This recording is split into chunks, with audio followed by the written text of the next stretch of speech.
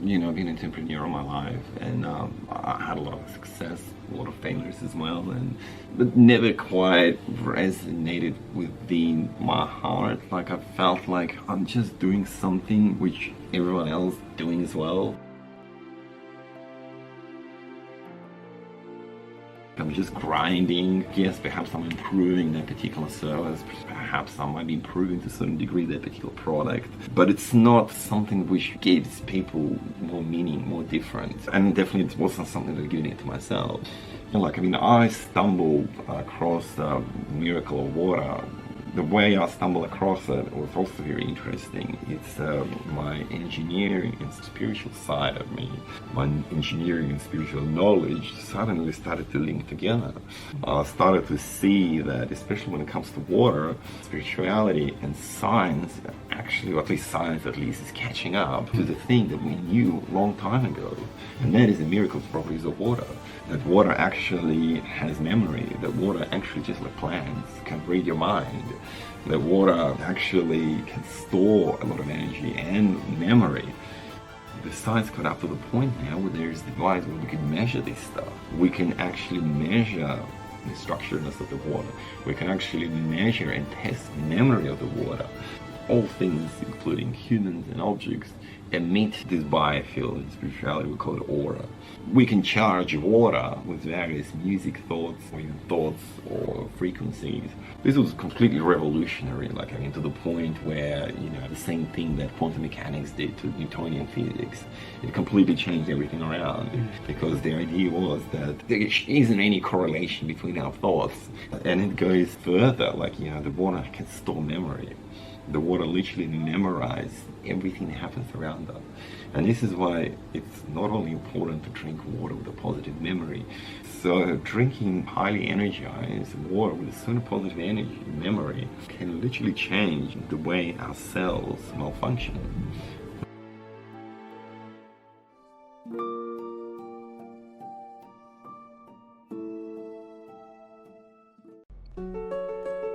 Welcome to the Awakening Entrepreneur podcast. This show is for entrepreneurs that have chosen to define their life beyond the material. They have followed their soul on a hero's journey towards the mystery of the spiritual. I'm your host, Garrett Ng.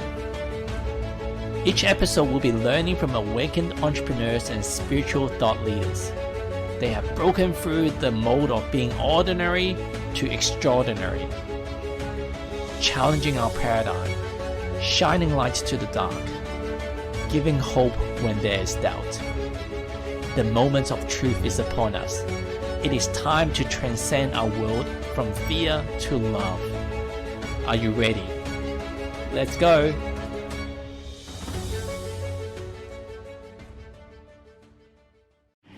Today, we're at a very special place.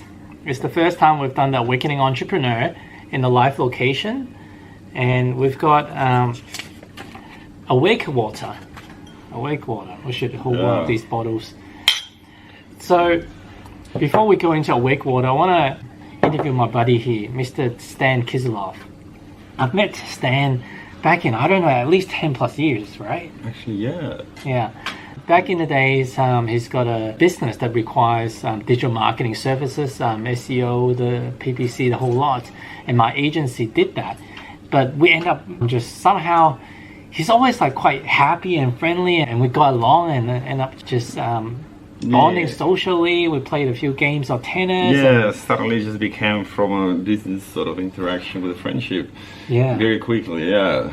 And I think it was maybe roughly a year ago, I was at a Joe Dispenza event and ran into you. It's whoa, what are you up to? That was really random because we didn't see each other probably for at least 5 years or something. Yeah, it's almost like ex-boyfriend, girlfriend's broken up and haven't talked. Yeah. And then I just hear those, you were, the way I say, we were trying to fire hose each other with what has happened in the last 5 years, but usually when you meet someone that are going through the awakening journey or start to wake up, within seconds, you can tell, right? Oh, that's right. Yeah. Yeah. The You way can that just feel the energy of you feel the someone. energy, the aura, the way that they speak is so different, the outlook in life. So I knew that I wanted to get to know his story and learn more about him one day. So I don't know the background yet. I'm learning more about Stan and his business and his adventures just the same time as what you guys are doing right now. So I guess we'll start from where we left off. Like, you were together with two of your business partner, pretty gung-ho, and I've caught up with Sergey quite a few times because of the whole crypto thing. So as an entrepreneur, you're driving for success, and business was growing, and obviously it's got its fair share of challenges as well. Like, what kind of like happened in between that led you to this path? Yeah, look, like I've been an entrepreneur my whole life. Like I don't think I actually ever worked for anyone. Besides the first 6 months after my uni, what I realized my passion is to create something on my own.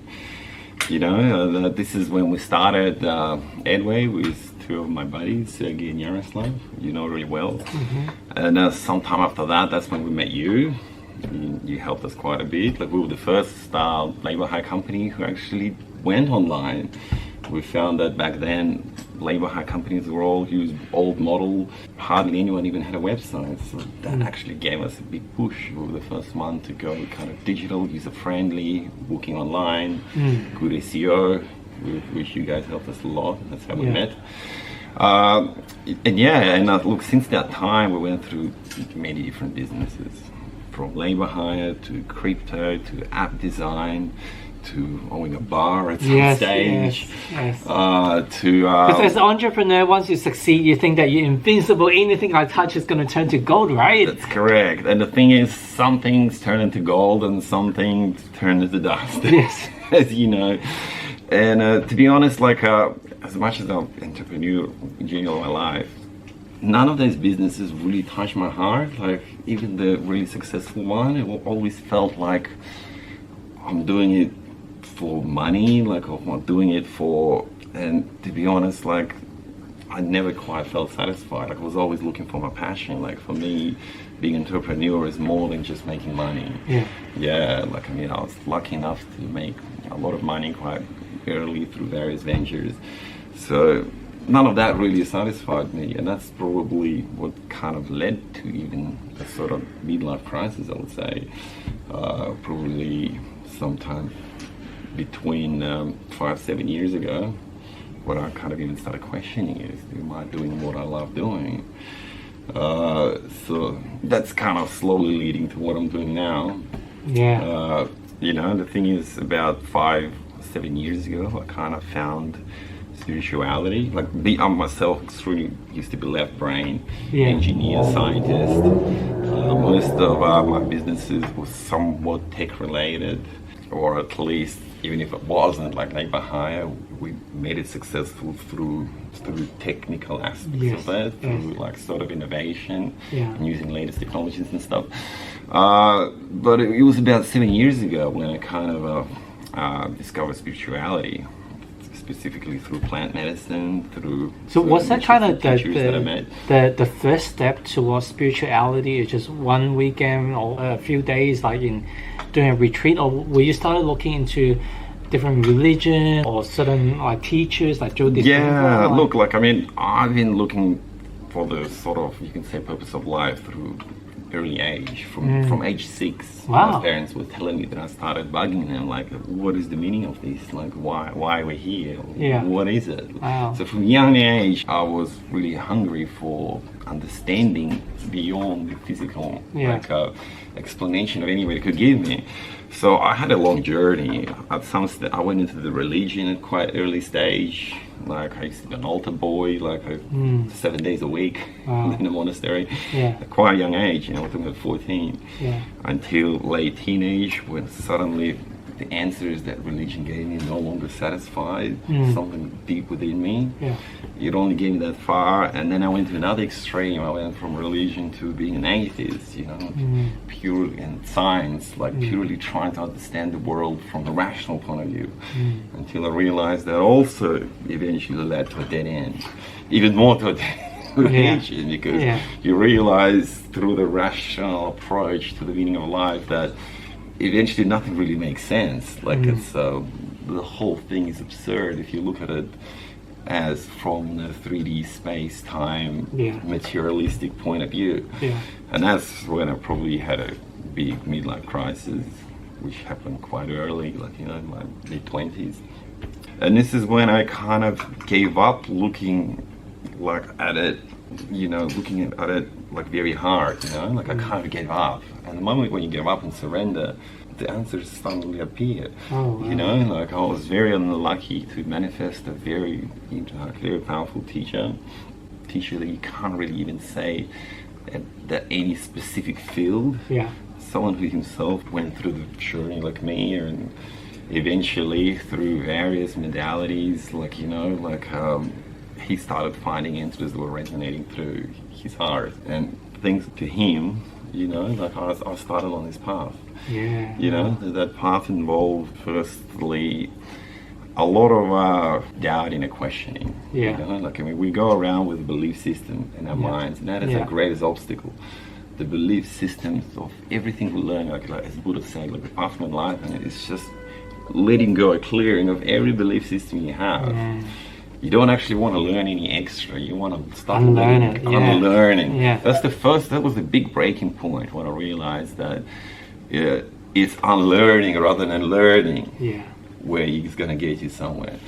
Because the thing is, unfortunately, even in the spiritual community these days, the majority of people think that they need to add something, they need to learn something, they need to improve themselves. They need to find new set of skills, you know. But counterintuitively, it's actually the way around. The mind will only create layers and layers of identification. And that will eventually lead you to a dead end. You know, like it's you're not gonna find answers just simply through knowledge. So the biggest breakthrough actually came through plant medicine. Tell me that was your first journey. Like, did you hear about plant medicine? Are you aware of such a thing like prior? Yeah, look, like, I mean, I heard about plant medicine for a while before I started it. I started about maybe 7 years ago, and I heard about it maybe like 9 years ago, and I didn't know much about it back then. How do you hear about it? Through books or through? Just through books, through friends, through these. But you gotta understand, like 10 years ago, it was extremely hard. Like, there was not a single person practicing like plant medicine in Sydney. It took me 2 years of very complex way of coming through a community of who started that back then, 7, 8 years ago. So that was itself a challenge, even just to find a community that does stuff like that. These days, there's hundreds of practitioners. Well, it's still difficult when you're not in the circle. It's still difficult in the circle, but at least there are now, like, you know, at least I know a dozen that practice on monthly, weekly basis. Just as little as 7 years ago, there were hardly any. There was one, and it's such an underground that you could not get in it unless you be personally introduced.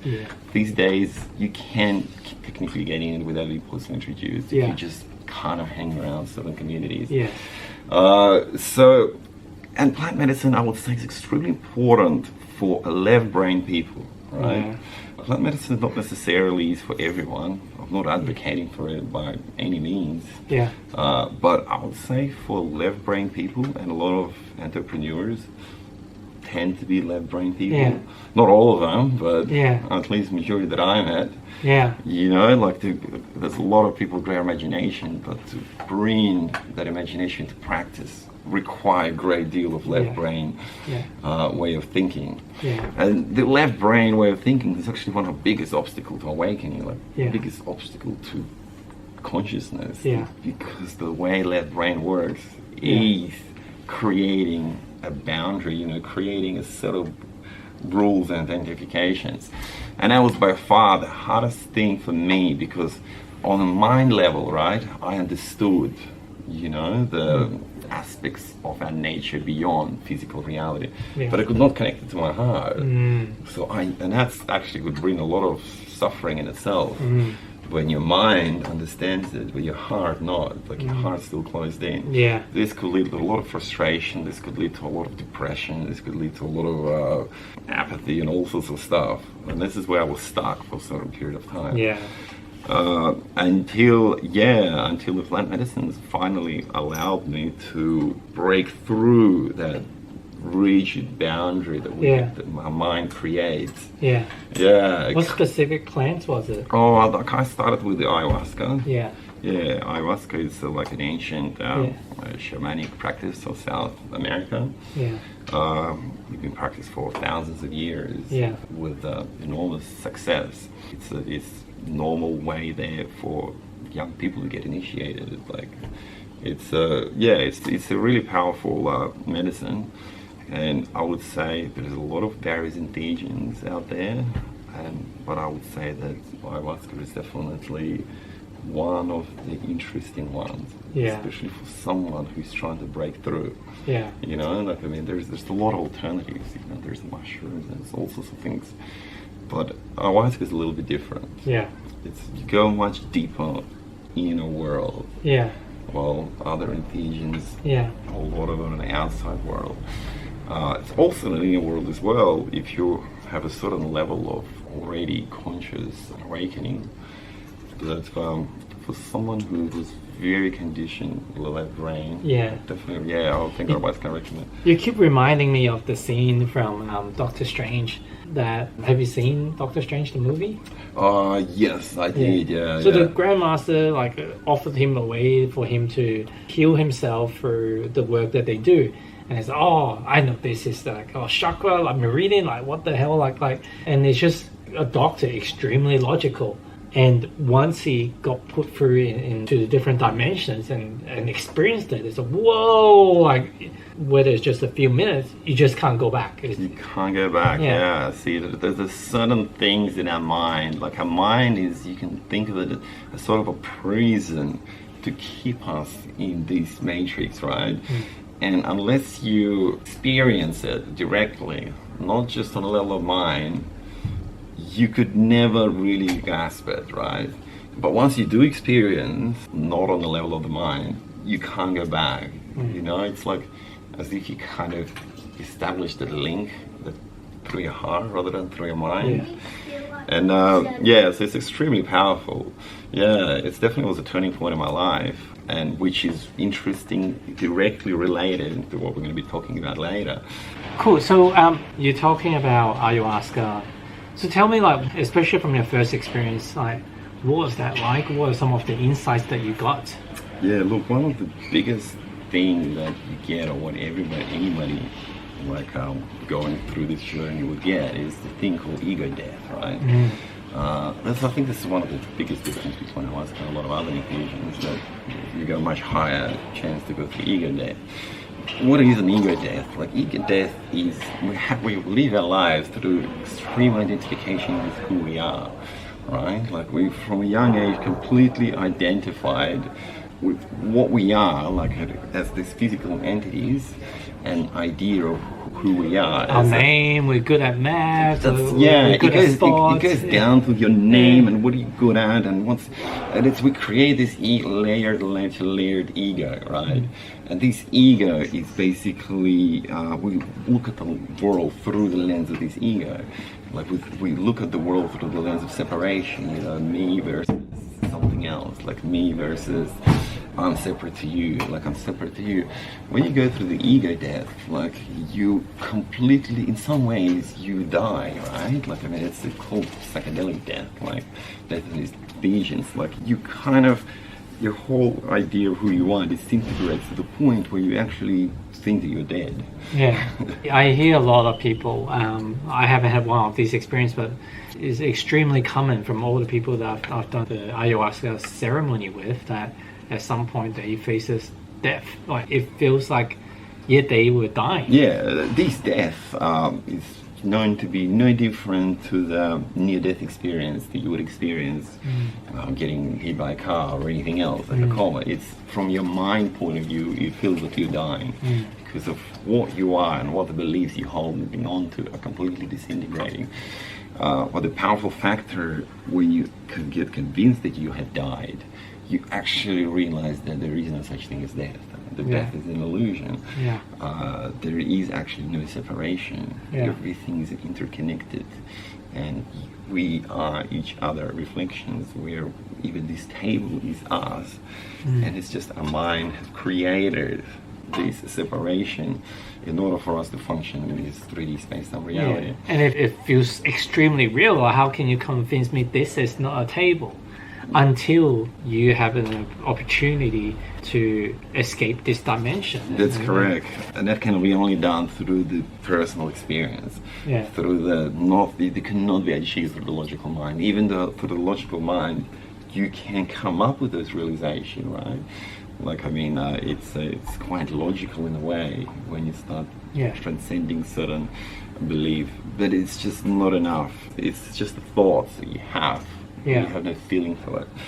And this reality is just being constructed. It's so real. It's so consistent, right?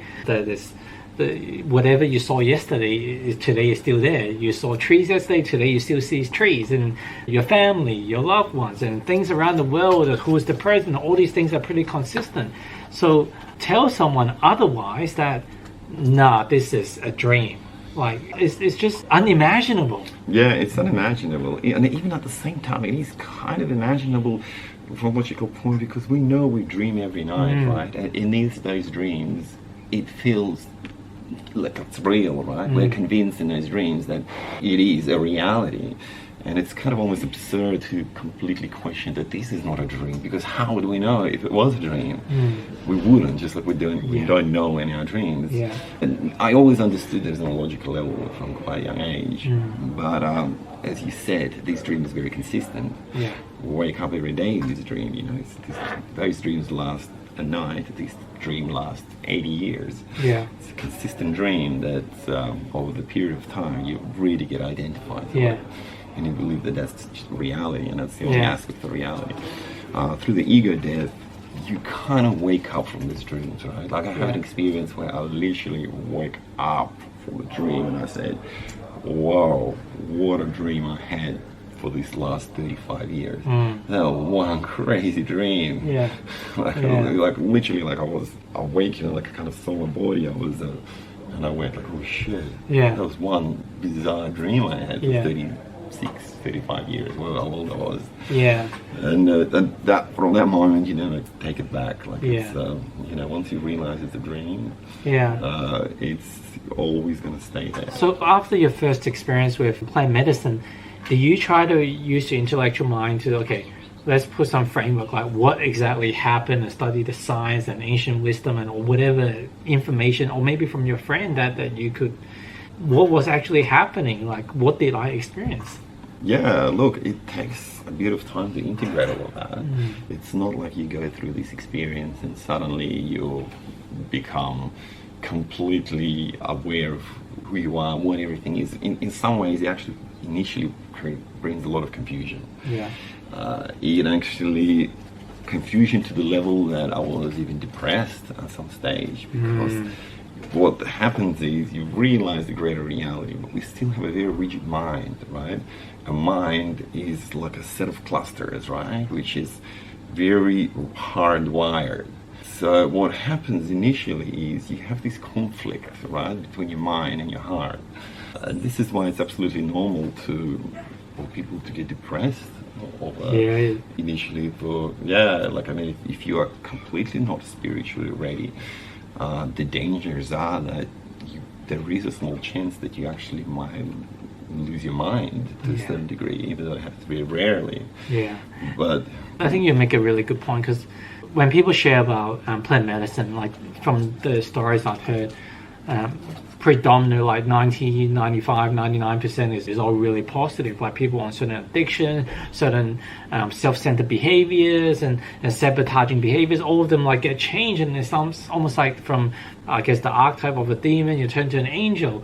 But what's not often talked about, including myself, that until you mentioned, I kind of forgot that you do suddenly like can go into like a dark place where there's depression, like stress, and like for me there are things that I didn't get triggered before, and now suddenly I'm getting triggered. I guess the way that I've understood it, there's certain parts of my body or cells or whatever or energy that hasn't been awakened in the past, or shadow stuff that I haven't dealt with. Yes. Now that you shine light to it, or you start to move into higher vibration, so the lower vibration stuff can't hang around anymore, so it starts to show up more often. Yes, absolutely. See, that's another thing of, well, you wouldn't call it a danger, but there's definitely something to consider. See, like our body, defense mechanisms, right? We have a lot of subconscious defense mechanisms, you can call them, coping mechanisms that are hardwired to cope, like with the way we operate in this reality.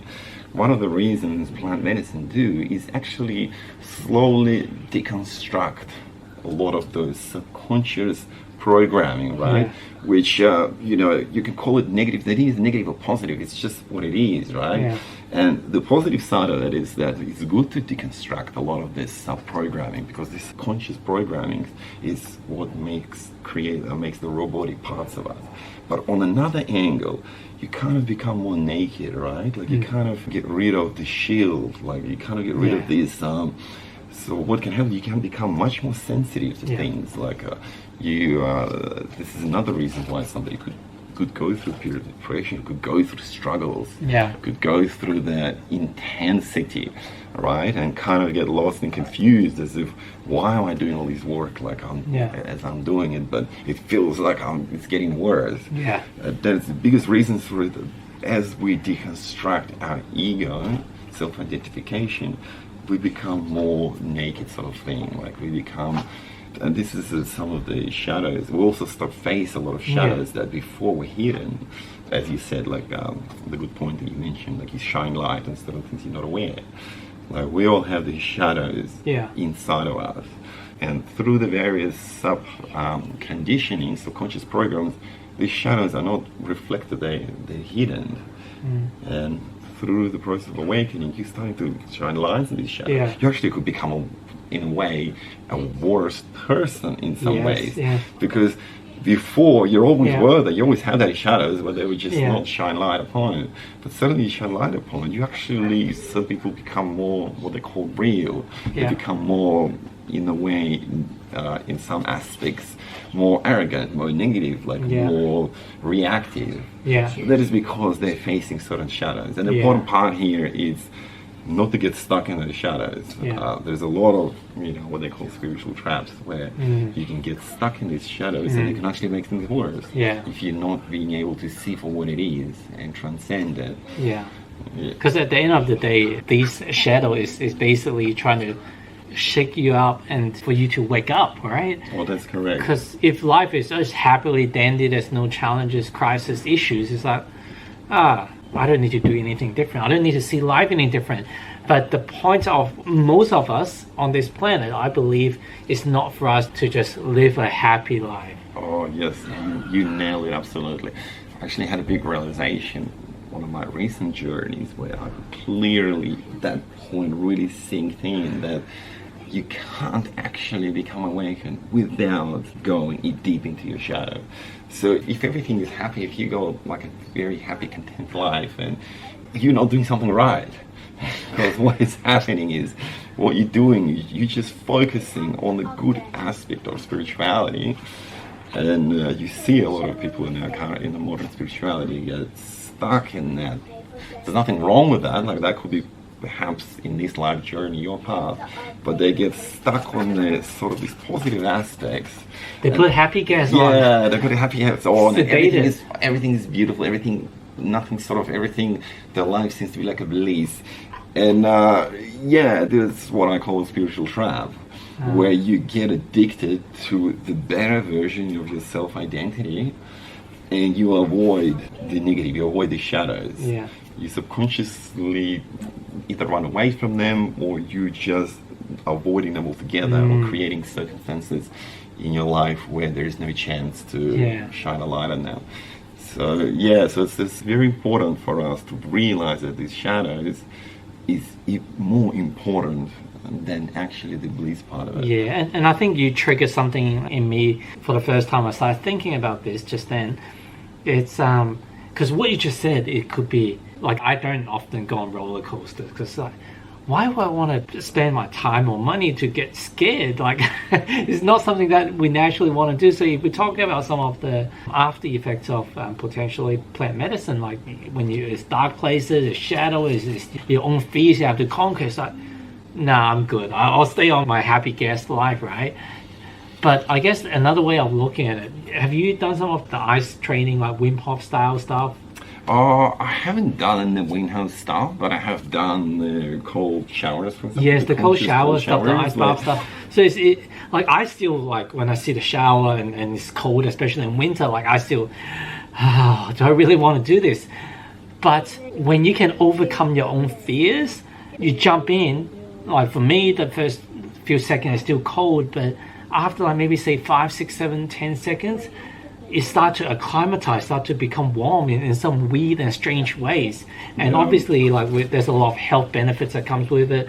And also, like from an emotional mastery standpoint, you're conquering your fears, and fear no longer takes such control of you. So if you say, why would I want to go through this? I think it's one of the ways is the mastery of life. It sounds worse than it is because we haven't had enough practice and training of going through it. Just like eating chili or eating wasabi, anything that once you deal with it enough, it's just, it's not such a big deal. And the thing is about fears, like, we know fear is like cancer. Is like, you may have a certain fear and your mind has the capacity to create and grow in that fear. You haven't faced it, right?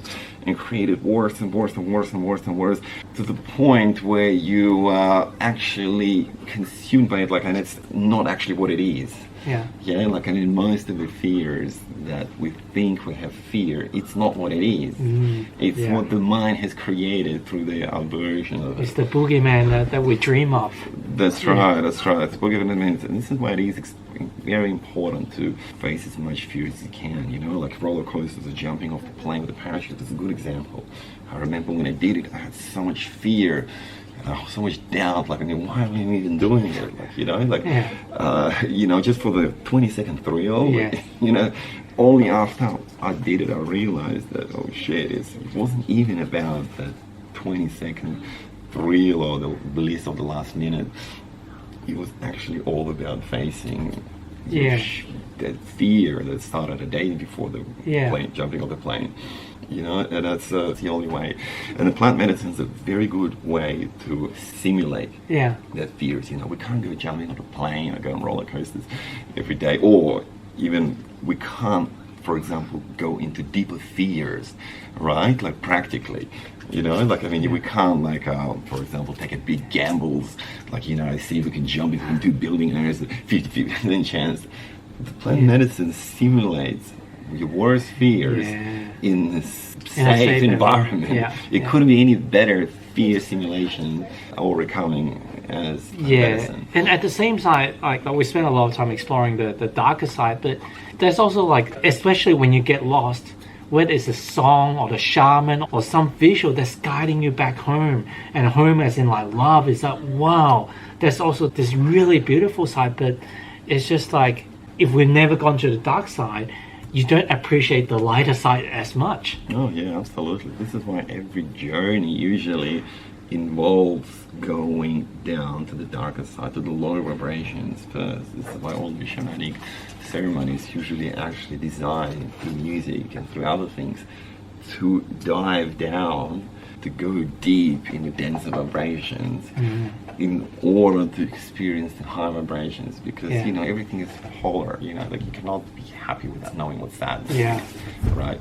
You cannot know what's sweet without having sour. Like, it's like you have to go deep down on lower vibration in order to experience the high vibration. It's like, the same comes down with the fear. We have to go face certain fears in order to realize the courage within us. Awesome. So we've got my ayahuasca that we've talked about. One of the plant medicines become quite popular, and I'm always fascinated with mushrooms because, like, I hear like some of the documentary talks about the mycelium network is like the internet of nature, and a lot of plants using the mycelium network is like communication, warning each other, and using that intelligence. So I've never done any mushrooms, but I assume that it has another experience, another great teacher. Yeah, no, mushrooms are absolutely amazing. Yeah, there's awesome documentary just come out. What is it called? But it basically goes to the extent to show us that the whole forest, for example, is in constant communication. The trees, for example, could communicate. There's a certain dangers coming up on one side of the forest. They communicate, and we always thought like the forest is just one big competition, for example, right? Yeah. But they found that through these mushrooms, the trees, even of different species, actually warn each other that something is happening to help this. Yeah. It goes as far as exchanging certain nutrients. One tree doesn't have enough of certain stuff, and the other one has enough. Yeah. There's always like these trade-offs happening. It's like the forest is kind of nature is so much more. Like the movie Avatar, right? It's almost like the people that makes those movies, that they must have had certain experiences, because it's like they know about how these things work. Yeah, you see, like I always wonder in this philosophical aspect of this competition. Like, I mean, is our reality purely based in competition or the Darwinian concept of idea? And we're starting to see that it's completely not. Like, it appears, right, that we are in this constant competition, but this competition is just manifested through certain lens of the mind, right? That it appears from that certain belief systems, right? Yeah. That things are incompetitive. But if you switch things a little bit more, you'll see that that's just an apparent. The whole reality is based more on the cooperation rather than competition. If you see it through the correct lenses. Yeah. And the competition only arises from your personal belief of identifying how things work. Yeah. And the mushrooms actually highlight that to a great extent, you know. They show us that it is an internet of the forest, it is an internet of the earth, but there's actually they're everywhere. Like I mean, they cover most of the things of the earth.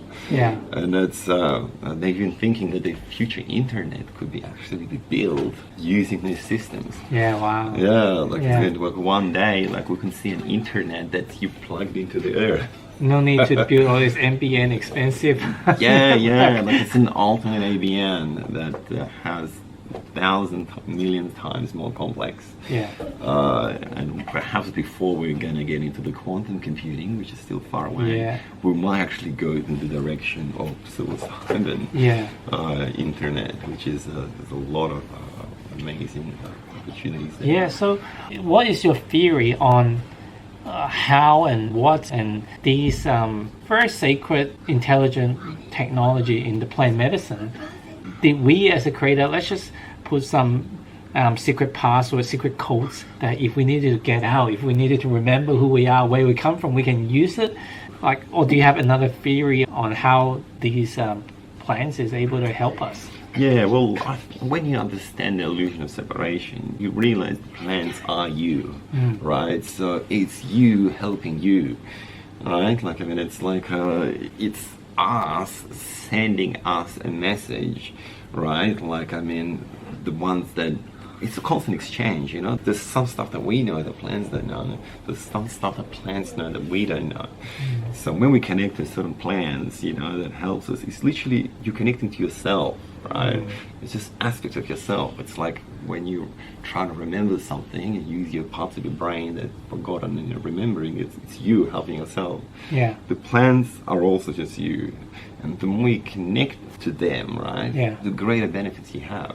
Do you try to talk to the plants, especially like from people I'm learning of, like say, talking to trees? Like? Oh, absolutely. And there's amazing scientific experiments that are coming up where plants, we know for a long time ago that plants have feelings, for example. Like you can connect plant to what they call a device, stereograph, the same things that they lie detector thing. Yeah.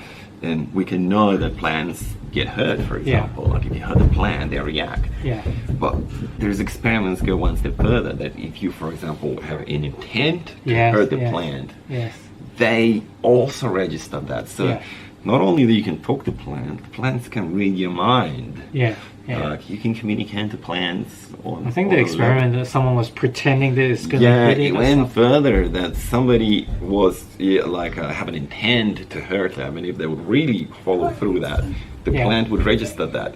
But if they would pretend to do that, they would know that you're pretending. So it's one level further. It's like it's not just communication on the non-verbal level. It picks up your energy. It's this energy. They can read your energy, and if you're pretending that you want to hurt them, you're not resonating that energy. So it's absolutely amazing. I mean, this is why we so underestimate what plants are. We still have a common belief that animals are much more conscious than plants, and for example, vegans and vegetarians go as far as purely defending that you can eat plants, you can't eat animals. But when you try to understand it further, you realize that the plants can actually be more conscious than animals. We don't know at the moment that animals can read our minds. We don't know at the moment that animals can, but we know that plants can. Because they are actually, my theory is that actually are more conscious than humans themselves, because they were the first life on Earth, right? Like the first animals came billions of years after the first plants.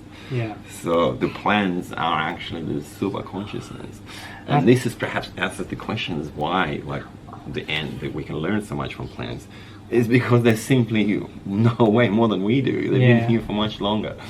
I think maybe learning from the law of one is they talk about the first density is the minerals like the rocks and the ocean or raw materials, and the second density is plants and lower animals, and the third density are human and high animals like the pets that like dogs and the ones that we kind of train, humanize, give them an ego, because each one have different identification. Not saying one is better than the next, but what if that is just a very generic way of describing it? A certain plant is higher conscious, and a certain human are higher or lower conscious, and same as certain animals. So not all dogs, all pigs, all humans, all plants are equal. And so I think that concept is definitely relevant in today's society, rather than just labeling everything as the same. Yeah, that's the thing. It's when I say that the plants are more conscious, just like people, they'll be absolutely different spectrum. One interesting plant, for example, that I have discovered lately, it's called Iboga. It's African, right? Yeah, it's an African plant native to the West Africa, in Gabon region, and it's absolutely something quite very, very different. Very different to all the plants that I, for example, have experienced. It's kind of like a whole different species altogether. By species, I mean, there's humans, and there's an aliens, there's plants, and there's Iboga. It's sort of like an alien version of the plants. And it's the experience I had on it is quite very, very different, and it's very different to explain. But if I'll try to attempt it, I would say almost that it's kind of ancient technology, right? It's sort of ancient technology, extremely advanced ancient technology. So what I found is it works absolutely on a different level. If most of the plant medicine work sort of on the mind-heart level, you do all the work. It just shows you an insight, and then you kind of reprogram yourself. Iboga, it's kind of something between, extremely medicinal, pure physical level. It's if my body went through complete cleansing outside of my doing. I saw completely myself, as if this nanotechnology just went and completely reset your mind. This is why it's used to treat heroin addiction. The only way that doctors actually know at the moment how to get rid of heroin addiction, besides just giving you a little bit less stuff, is Iboga, and I still don't understand how it works. Because there's nothing out there that can actually stop opiate craving. I can see how it works, because it's a completely resetting of your brain receptors. It's a sort of like, when your computer gets virus and you reformat it. It's the same kind of metaphor. None of the other plant medicines work kind of that way. But don't really reformat your mind. Yeah. While Iboga has a completely reforming scent. Like, I mean, I was still myself, but as if my brain was cleansed. It's really difficult to explain. Yeah. It's just like everything. And during the journey, was it difficult? Was there purging involved?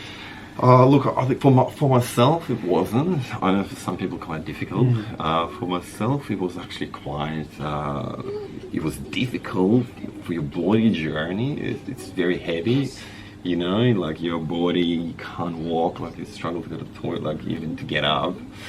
It also takes a few days to recover actually from it. A lot of other plant medicines, the next morning you can go to work. On Iboga, you better take a few days off.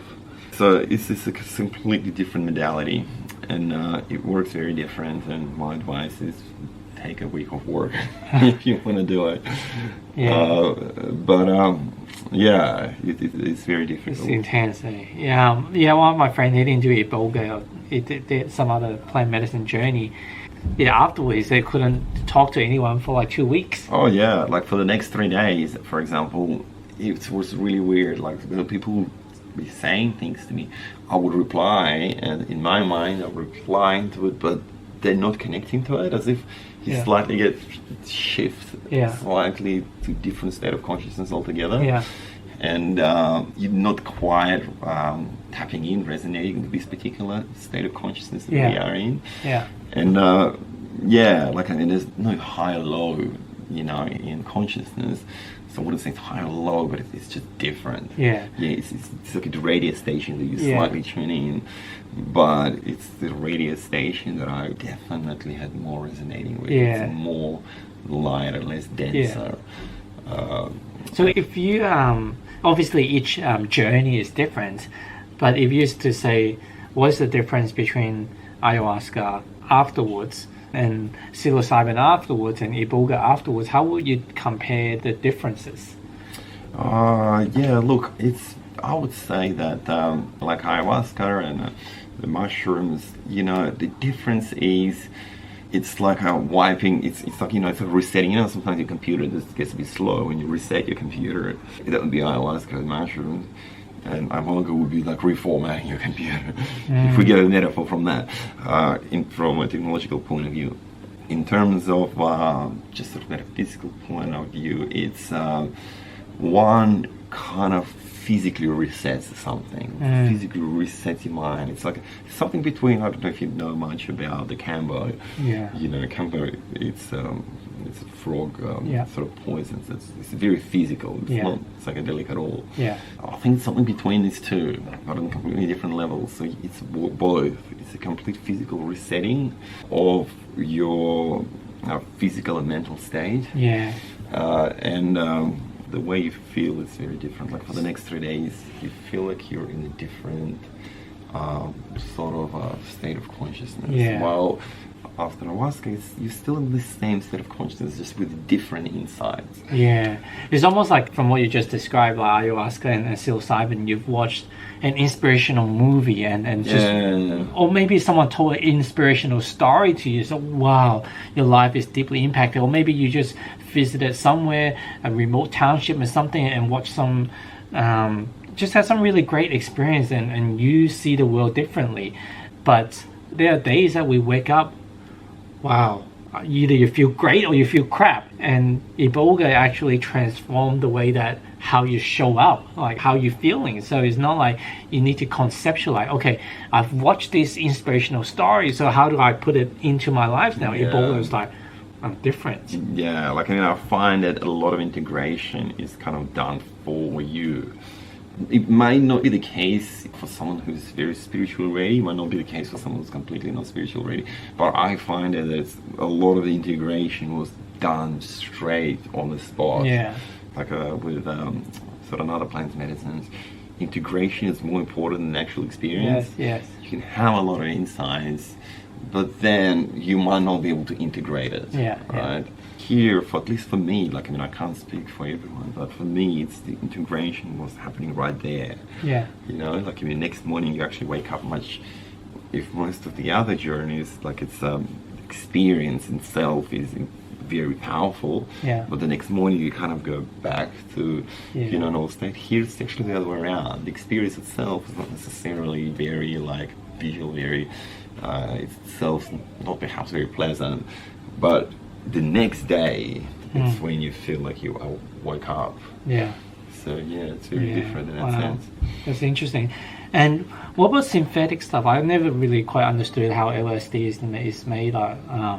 But is it almost like organic broccoli to non-organic broccoli? Like they still kind of have the benefits, but well, LSD is not completely synthetic. LSD is made out of fungus itself, so in some ways it's similar to mushrooms, right? The difference is it's just that mushrooms can be consumed as they are. With LSD fungus, I forgot the name of it. Like you actually have to extract a certain what do you call certain like alkaline from it, like in order for it to work. So in a way I would not call LSD synthetic. There are pure synthetic substances which are completely man-made. Like we grab various molecules, we put them together, and like I find LSD itself is fairly organic. It's just that we extract a certain thing. It's like you can have a cactus or raw, or like or you can extract mescaline from it. But I would still consider mescaline not a synthetic compound. True. So there are like purely synthetic things, like some of the ones that I kind of know and resonated are things like 4-ACO DMT and 25-envine, and look like there's a lot of debates going on, like how beneficial it is for you, like how like different people have different opinions in that sense. Like I found that for me personally they were just as beneficial, but with a slight different twist, it's just a slight different aspect of reality. Like the way I look at it, like if plant medicine, it's a consciousness of a plant, right, that's giving you certain knowledge. With the purely synthetic stuff, it's still consciousness, right? Like everything is consciousness. Like once you realize the illusion of separation, you can't even call something synthetics and non-synthetics, because everything is just one. Everything is everything is you. So like it's just you in a different form. So at a purely man-made compound, it's a consciousness of the person who created it, and that person is also you in a different format. So in the end of the day, it's all you giving yourself knowledge. So I personally don't like to discriminate between things, between everything, to be honest, because one way, when we start to discriminate because certain things, you're kind of going back into the illusion of separation. If we start saying that something is good or something is bad, like something is, we're going back into, and I know there's a fine line, people would say, some things are, but if you really, really want to go down to the illusion of separation, you gotta let go of any sort of discrimination. I like that, because as we go into this spiritual path, a lot of the times it's like, okay, eat more healthy, like organic stuff, non-GMO stuff. But then, like, I like the word discriminating. Like, what if I'm discriminating the non-organic broccoli? Like, that's the thing, like, I mean, it might be a bit controversial, like with some, like even vegans or someone like an environmentalist. But the thing is, you have to be careful not to get trapped. It's just not a level of discrimination. Like the good idea with vegans is like just pure discrimination, that it's okay to eat plants, but it's not okay to eat animals. Like, and look, there are great like points to it, like but in the end, the way we're going down to discrimination, like, I mean, some people, I find plants, for example, are way more conscious than animals. And I'm not saying that means that we have to eat one or the other. We just have to be a little bit careful, open-minded, just coming up with conclusions that it's okay to do that and it's okay to do that. Morality is not black and white. I think at the end of the day, like what you just alluded to, is moving away from the duality of this world. The more that, like, this is good, this is bad, you always at some war, that some battle that's going on, and that energy is feed up. But ultimately, if everyone just chooses, like, the less, not the polarity contrast of the view of life, like the Taoism, just everything is just is, and when you just go through the middle path, and when I say middle, it's not exactly middle, it's just whatever is the inner guidance, the inner GPS is telling you to do. That's right. We'll automatically head towards the right direction. The right direction, yeah. Because that's the thing, like, I mean, the danger is when people of complete non-determination is that, well, anything goes then, you know, but it's not. You have to listen with your inner heart, like, and it will tell you what is right, what is wrong. You don't necessarily need to make the judgment, especially you definitely don't need to voice it out and project it towards other people. Yeah. But of course, we need to make judgments within ourselves, and we do that best when we just listen to our heart, you know, and follow our path without necessarily trying to project it on others. Yeah. And at the end of the day, like, this is just one reality or just a dream. It's just to take everything so seriously. Yeah, and it's your dream, you know, like, it's the dream that you're dreaming, and everything within that dream that's happening, it's a creation of yourself. Even the negative things like wars, you know, or animal abuse or pollution, even those things are out of manifestation of your inner state. So, like, the way I look at it, we are really want to tackle these problems and issues, and they're real issues, you know. We probably would find much more effective going within ourselves rather than protesting against someone, you know, who you believe is responsible for these things. Because in the end of the day, you're responsible for the dream that you're creating. This world that is out of manifestation of your inner nature. And these are like Australian Aborigines. That's what they've been teaching 75, 80,000, 100,000 years ago.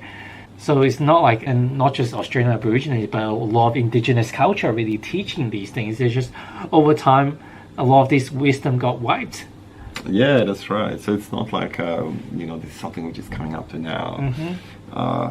This understanding that this is a dream, that everything is you, and everything is a reflection of your inner state.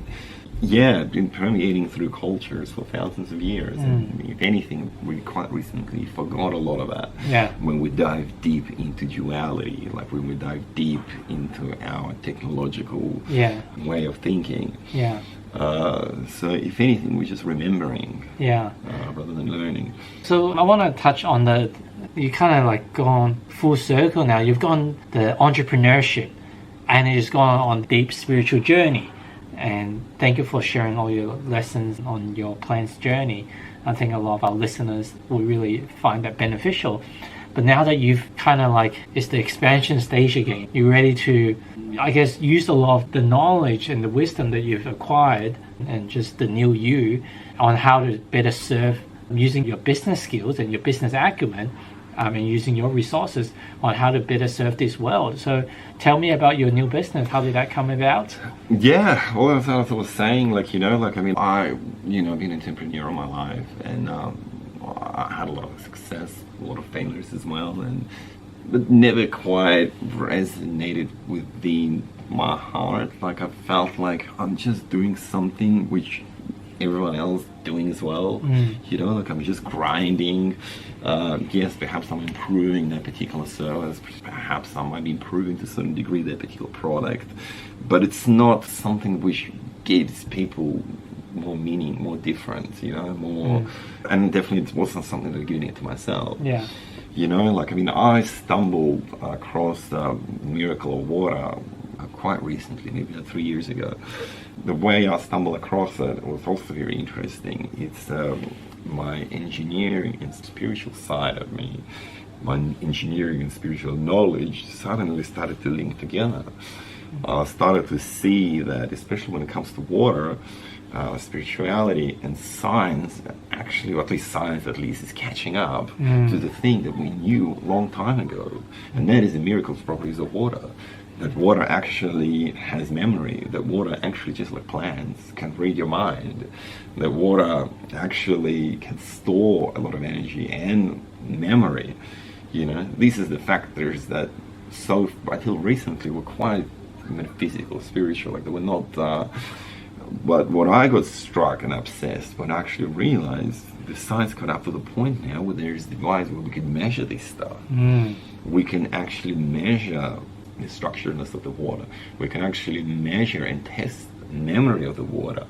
And that's shocked me quite a lot. That was a big transformational point. I knew that within myself. I believed it, that all of this, because I know that reality is not physical. I know that everything's consciousness, including this table. And the fact that water would be conscious was no-brainer, considering we made out of water 80% by weight, 99% by molecule count. So the water in us is kind of inseparable.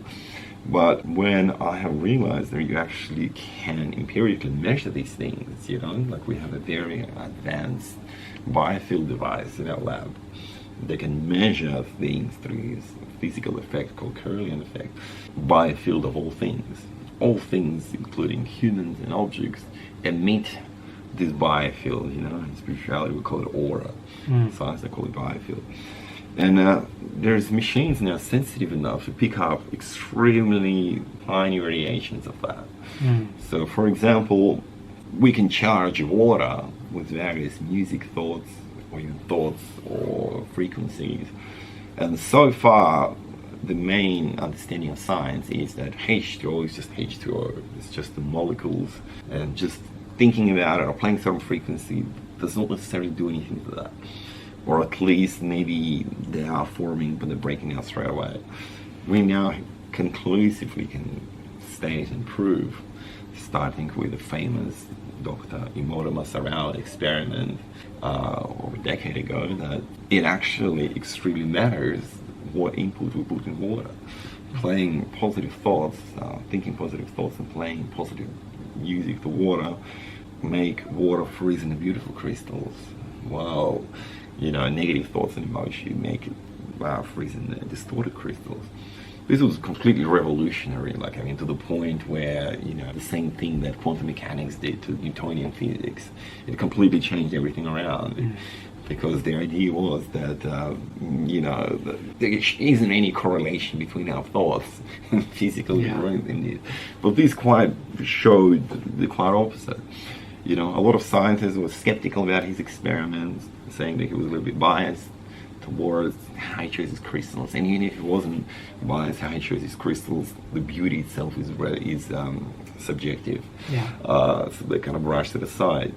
But recently, there were even more breaking through experiments, like using the GDV Kirlian device effect, where we can now empirically show that water actually can change its properties, can increase its biofield simply through the power of our thoughts. We run amazing experiments ourselves where we charge water with positive thoughts and negative thoughts. And we can continually show the data that we can perhaps play.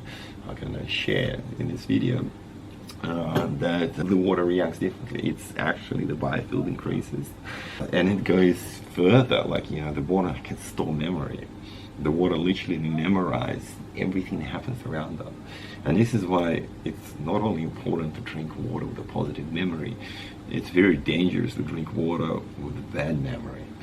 It's been known for a long time, such thing as a dead water throughout the history. Then, even though the water could be clear, but it could actually kill people. Simply because water has the ability to memorize. The way water memorize is actually has a pure physical explanation to it. Water is like a living crystal. It forms a crystal through hydrogen bonds.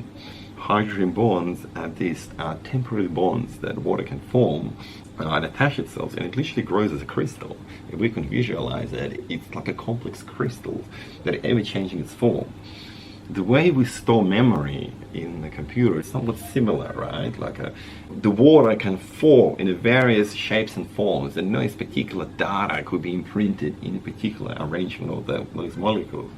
So water literally memorizes this stuff, and there's been done famous experiments, the published in the Nature experiment, where more or less proving homeopathic medicines being practiced for thousands of years, that exposing water to certain medicines, to certain chemicals, and then removing it allows the water to continue to remember that particular that particular memory.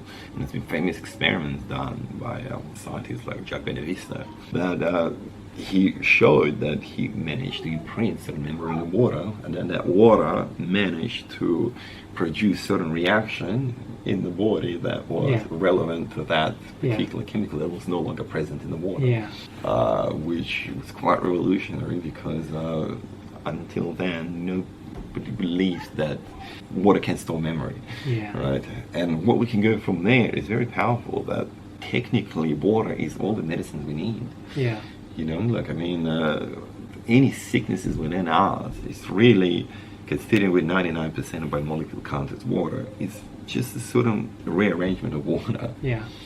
So drinking highly energized water with a certain positive energy, memory, can literally change the way our cells malfunction. All sicknesses is just cells not performing its proper role. When we really go down to nitty-gritty stuff. When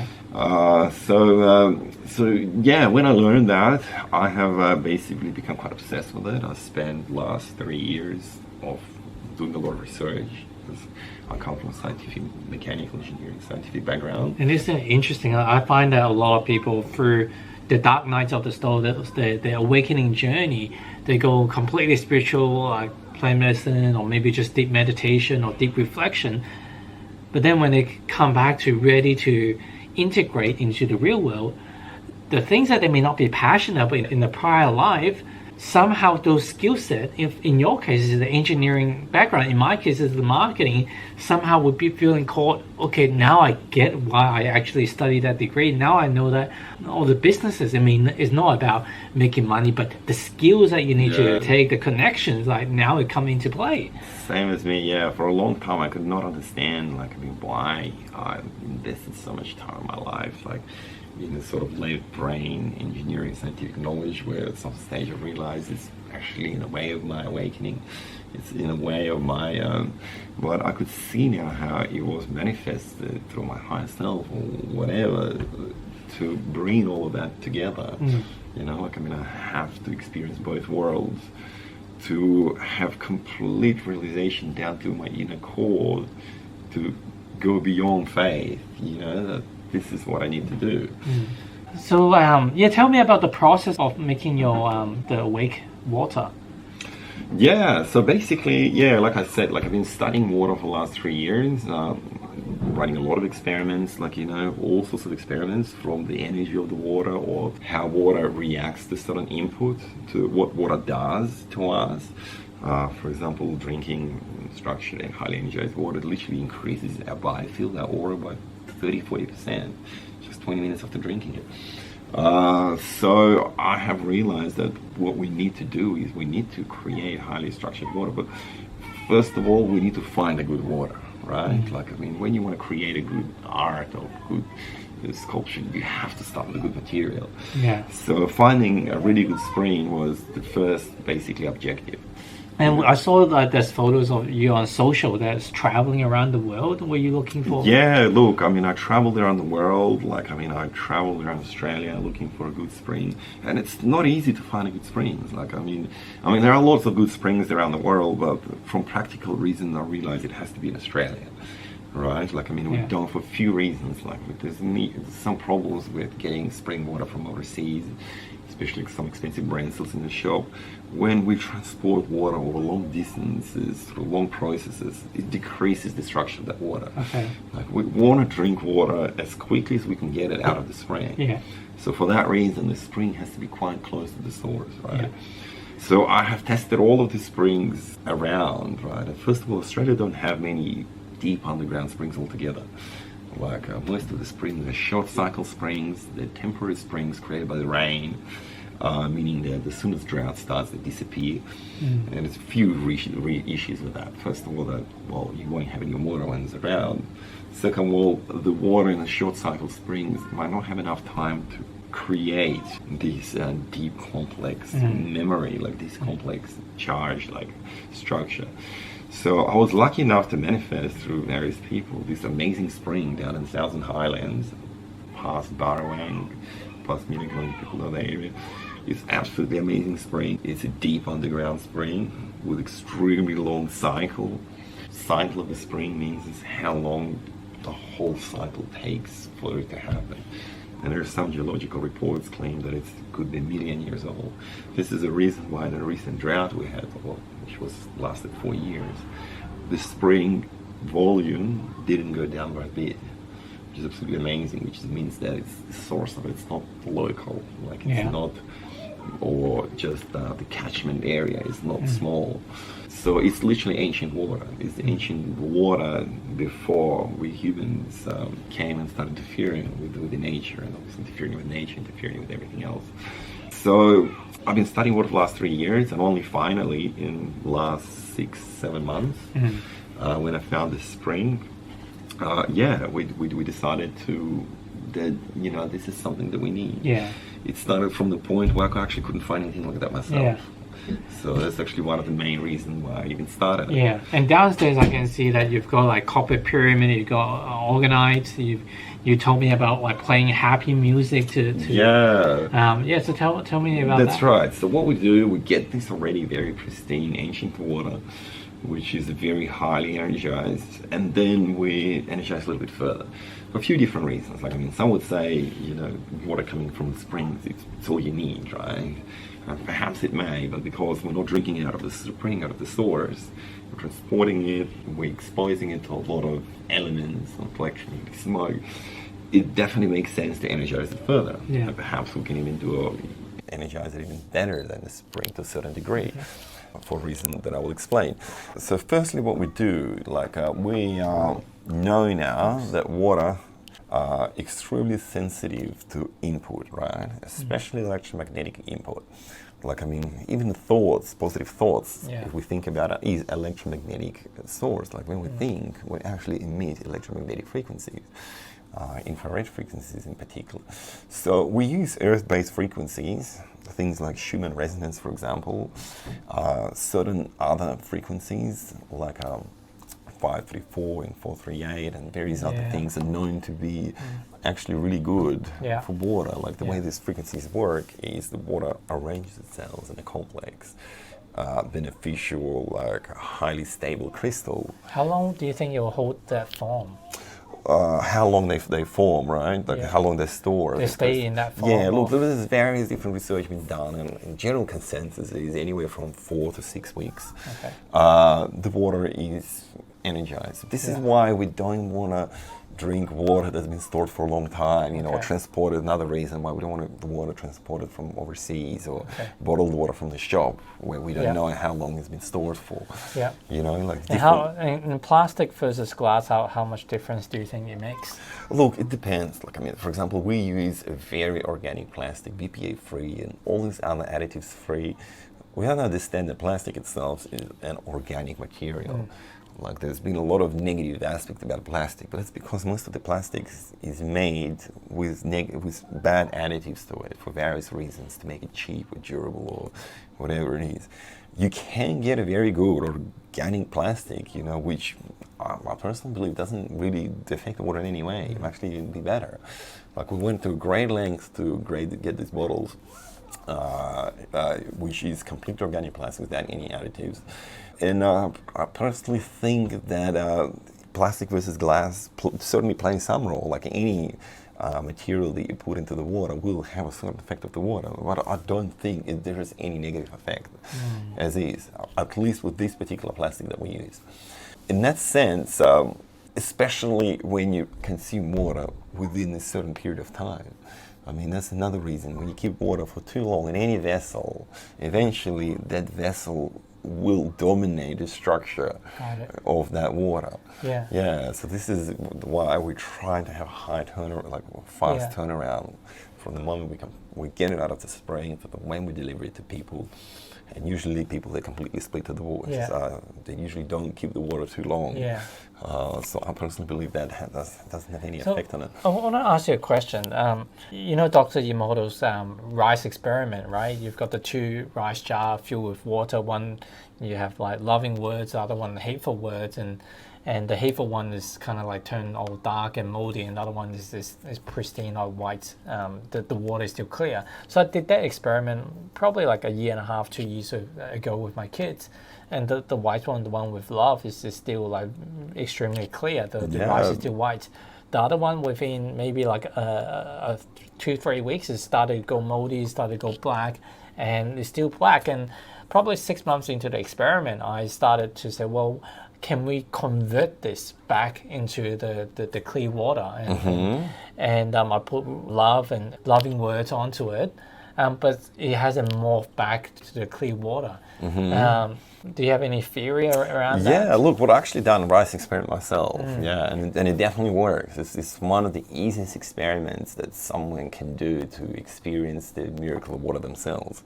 You know, the negative rice for me started within a few weeks, smelling so bad that I actually just had to throw it away. I didn't go to the next step that you went through. And it's really interesting, like, I mean, look, there could be a few reasons for that. Like, I mean, there could be somewhere there is a point of no return where the rice has rotten to a certain degree, where the particular love that you're putting in it might just not be enough. It's not necessarily mean that's not possible, right? Like perhaps if you would have went one step further and used a very powerful electromagnetic resonance, like I mean, a very powerful, I mean, as good as our minds are, like I mean, they're still not as powerful emitters, right? While you can get a very powerful sort of electromagnetic resonators and a few other different things. Like I mean, it'd be interesting to do the experiment, for example, by putting a drop of highly structured water, like a water from the Miracle Springs, for example. It's another thing that we do with this water. We actually infuse it more or less homeopathically. We just put little drops of Miracle Springs around the world, because we know that the miracle springs around the world is just highly structured, energized water. So I would be interested to follow up on that experiment and perhaps go one step further, like use drop of highly structured water, see if that propagates, like use the powerful methods. I definitely believe that it's possible to reverse it. Everything is possible. It's almost like you drop like an inspirational character into a community of crimes and hate and see whether that person can inspire the crowd to turn positive. But it just triggered me when you talk about dead water. Once it's dead, it's very hard to come back alive. And I'm thinking is that kind of what happened here? Like most likely the water became like so negatively charged, so dead, that it's kind of like, you know, you're doing something to it, but you're not going past the threshold. You know, like you probably are decreasing the deadness of that water. Not enough, not past that threshold point. Of and it's almost like our ego self that you talks about, that we've built up this identity of who we are as our ego self over the years. Our belief system is so, I wouldn't want to say put the limitation, it's so difficult, it's so hard, but it's a lot of effort to remove the layers. See, like another like spin I could put it why you couldn't do it. It's also like somewhere deep inside you had to doubt yourself. Right? Like for example, the rice experiment, like even just keeping one rotting whilst not rotting, might not be able to be conducted if you don't believe in it, right? Like, I mean, some people don't succeed in the rice experiment. And my theory is simple. They're saying these love words, you know, they're saying this, but they don't believe in it, right? And if you don't believe in something, you're automatically undoing what you're doing. So perhaps you had enough believe that could be done because you saw people do it, but because you never really seen anyone do the other thing, you had that slightly belief. But it's, I think, you know, you don't even need perhaps the powerful like technology. Just the power of our belief, faith, you know, is enough to do more than that. Like it's enough to cure cancer. You know, like I mean, this is the difference why some people cure last stage cancer where they get told by doctors a few weeks to leave and they come back. And it's purely by the power of their belief. So we can do anything, you know, if we can cure ourselves of the final stage cancer, well, we can definitely turn that rice into just purely by itself. But it'll be interesting to follow up on those experiments, like you know, using various methods that I said. Perhaps also reevaluate the faith as well. Like, Awesome. Hey, will you mind if we go down and check out your plants and your equipment? Yeah, let's go now, and I'll take you on a little tour Cool. to see what we're doing. What are we looking at? We've got... Okay, so basically, yeah, this is where all the magic happens. This is our, stainless steel tank. I mean, it's important, like we know that stainless steel, just like copper, has the good properties in the water. Yeah. Now what we have here is very interesting. It's one of the biggest, well, it is the biggest orgonite pyramid in Australia. Yeah. And it's not just an orgonite pyramid, it has all sorts of technologies in there. First of all, it has electromagnetic coil, which is produce electromagnetic frequencies. Yeah. It's actually programmable. At the moment, it's playing Schumann's resonance. Yeah. Schumann resonance is a fundamental Earth frequency. Yeah. And why it's important is because through our human activities, we actually shifted it a little bit. Yeah. And we know that Schumann's resonance is extremely important. When astronauts go to space, they used to get sick because they didn't understand it. And this technology was actually created by NASA in order to keep astronauts healthy. It also has the tensor rings in there, which is also a very important piece of technology which you kind of harness the etheric energy. So yeah, we play various frequencies to water constantly. We have devices that actually show that we are making difference to the water. We're constantly increasing the biofield of this already very highly charged water. So yeah, this is just one of the ways that we do it. Wow. We also infuse this water with highly structured water from miracle springs around the world. It's purely homeopathically. We just put a few drops in there because this water is already very good. Yeah. Just giving us a little bit of that memory of the springs which come from the very energized spots. Like, most of the miracle springs just come out of the Earth's chakra, as you can say. Yeah. I would say these springs has also come out of very energetical place. Yeah. And we also, the last piece is that love and intention. Yeah. We know through Dr. Emoto's experiments how important is positive intent, positive music, positive thoughts and prayers. Like we constantly charge this water with these things. Everybody who works in here constantly is emitting and producing this positive intent. So resulting... And obviously the water is alkalizing as well. We have two products. Okay. This water is a non-alkaline water. It's pretty pH neutral. The thing is, when it comes to alkaline water, it depends. For some people, alkaline water is needed. For some, not. So a main product is just slightly alkaline, which is what is meant to be. But we also have another alkaline machine, and so we also create alkaline water as a separate product. Nice, got it. Thank you for showing us this tour and being on the podcast. Definitely learned a lot from you, and who knows, I'm gonna really excited to try the water, maybe drop a few drops into my black jar of the rice experiment, see what happens as well. Yeah, absolutely. In the end of the day, water is the most important thing we can do.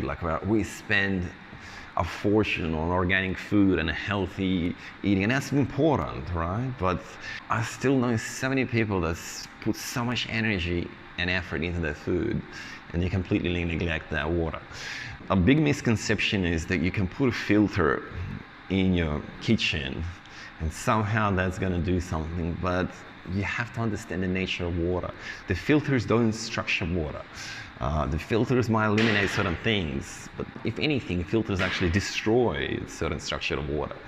You can buy a structure water filters, but also you have to understand that they only going to be doing just one particular way of structuring. When you get water out of highly energized spring, this particular water gets pushed up from 800-meter mountain the complex structure of that crystal is going to be 100,000 times fold expensive water structuring device you can buy in the market. So unfortunately, neither filtering device actually do anything to your water. It's absolutely essential to drink spring water, and people will be surprised how cheap it is to completely switch to spring water. Thank you, brother, and look forward to seeing your business thriving and touching the water, touching the world one drop at a time.